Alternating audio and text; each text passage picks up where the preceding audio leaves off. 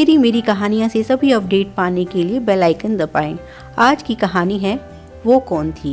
ये कहानी मेरी एक प्यारी सहेली की डिमांड पर बना रही हूँ। आशा करती हूँ उन्हें ये कहानी पसंद आएगी। रितु कहाँ जा रही हो? सीमा ने अपनी रूममेट रितु से पूछा। कुछ नहीं यार, बस वो मेरी फ्रेंड काजल की बर्थडे पार्टी है तो वहीं जा रही हूँ। पर तुझे तो पता है हॉस्टल का गेट 10 बजे बंद हो जाता है। हाँ, आज रात को मैं उसके घर पर ही रुकने वाली हूँ। ठीक है, तुम अपना ध्यान रखना। अब मैं जा रही हूँ। Bye Seema. Okay bye, take care. Ritu और सीमा दोनों ही एमएससी की छात्राएं हैं। दोनों रूममेट हैं। जहाँ रितु बायोटेक की छात्रा है वहीं सीमा केमिस्ट्री की। दोनों के सब्जेक्ट के साथ साथ स्वभाव और गुणों में भी बहुत अंतर है।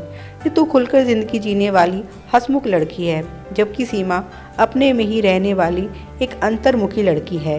सीमा जहाँ सारा दिन अपनी किताबों के साथ बिताती है, वहीं रितु पढ़ाई के साथ साथ घूमने फिरने के लिए भी समय निकाल ही लेती है।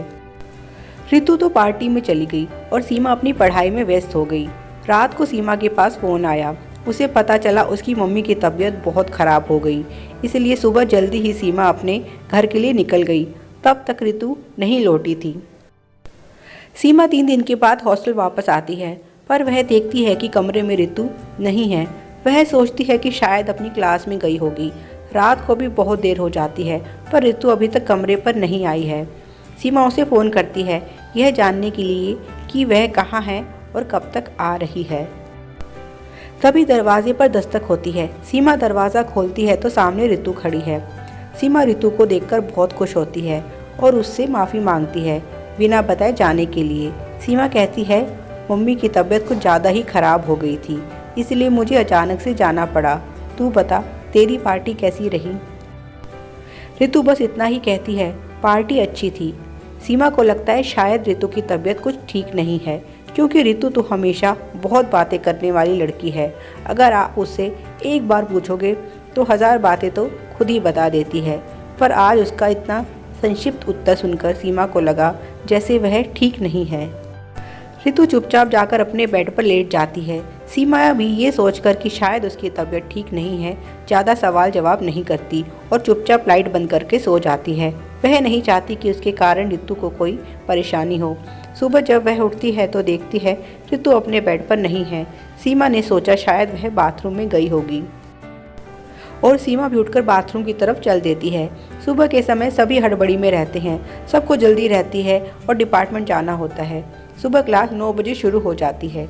सीमा जल्दी से नहा धोकर कमरे में आती है तो देखती है कि रितु बिस्तर पर लेटी हुई है। वह रितु के सर पर हाथ रखकर देखती है कहीं उसे बुखार तो नहीं हो गया है, पर वह तो बिल्कुल ठीक लग रही है। सीमा पूछती है, रितु क्या बात है, क्या तुम्हारी तबीयत ठीक नहीं है? कहो तो मैं तुम्हें डॉक्टर के पास ले चलती हूँ। रितु कहती है, मैं ठीक हूँ, बस मुझे आराम करना है। सीमा कहती है, ठीक है, तुम आराम करो, मैं क्लास के लिए जा रही हूँ। अगर कुछ ज़रूरत हो तो मुझे फ़ोन कर देना। इसी तरह से 2 दिन बीत जाते हैं। सीमा देख रही है रितु ना तो कुछ बोलती है, ना ही कमरे के बाहर ही जाती है, बस चुपचाप बेड पर लेटी रहती है। सीमा उसे बात करने की कोशिश करती है तो वह उसे जवाब नहीं देती। सीमा थोड़ी परेशान हो जाती है कि रितु को क्या हो गया है। आज क्लास से लौटते वक्त सीमा को रितु की फ्रेंड काजल दिखाई दी। काजल वही लड़की है जिसकी बर्थडे पार्टी में रितु गई थी। सीमा काजल से पूछती है, काजल तुम्हारे बर्थडे पार्टी में क्या कुछ हुआ है? जब से रितु वहाँ से लौटी है तब से बहुत चुप चुप रहने लगी है। काजल कहती है, क्या बात कर रही हो? रितु तो मेरी बर्थडे पार्टी में आई ही नहीं और मैंने कई दिनों से उसे देखा ही नहीं है। यह सब सुनकर तो सीमा और भी परेशान हो जाती है कि आखिर रितु को हुआ क्या है। कमरे पर जाकर सीमा रितु के पास जाती है और उससे पूछती है, क्या तुम काजल की पार्टी में नहीं गई थी? अगर तुम पार्टी में नहीं गई थी तो फिर तुम सारी रात कहाँ थी? यह सुनकर रितु रोने लगती है। सीमा डर जाती है कि क्या हो गया है। रितु को गले से लगा लेती है और कहती है, रितु डरो नहीं, मुझे बताओ क्या हुआ? तुम इतनी गुमसुम क्यों हो? क्या हुआ है? रितु इतना ही कहती है, तुम मेरे पीछे पीछे आओ, और सीमा उसके पीछे पीछे चल देती है। दोनों हॉस्टल से कुछ ही दूर जाकर रुक जाती हैं। यहाँ बहुत दुर्गंध है। हॉस्टल के पीछे एक गंदा नाला बहता है। रितु सीमा को वहीं लेकर आई है। सीमा, रितु तुम इतनी रात को मुझे यहाँ क्यों लेकर आई हो? तभी वहाँ पर ना जाने कहाँ से दो लड़के भी आ जाते हैं और सीमा को पकड़ लेते हैं और सीमा को उठाकर झाड़ियों के पीछे ले जाते हैं। सीमा चिल्लाने लगती है और ऋतु को बुलाने लगती है, ऋतु मुझे बचाओ, मुझे बचाओ। ऋतु वहीं रखे एक बड़े से पत्थर को उठाकर एक लड़के के सर पर दे मारती है। लड़का शायद वहीं मर जाता है।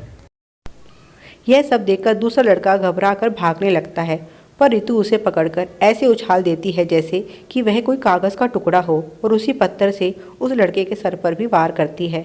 वह लड़का भी वहीं दम तोड़ देता है। यह सब देखकर सीमा ज़ोर ज़ोर से चिल्लाने लगती है। उसे समझ नहीं आ रहा कि ऋतु में आखिर इतनी ताकत कहाँ से आ गई। ऋतु नाले की तरफ बढ़ती है और हवा में उड़ने लगती है और गंदे नाले के ऊपर जाकर रुक जाती है।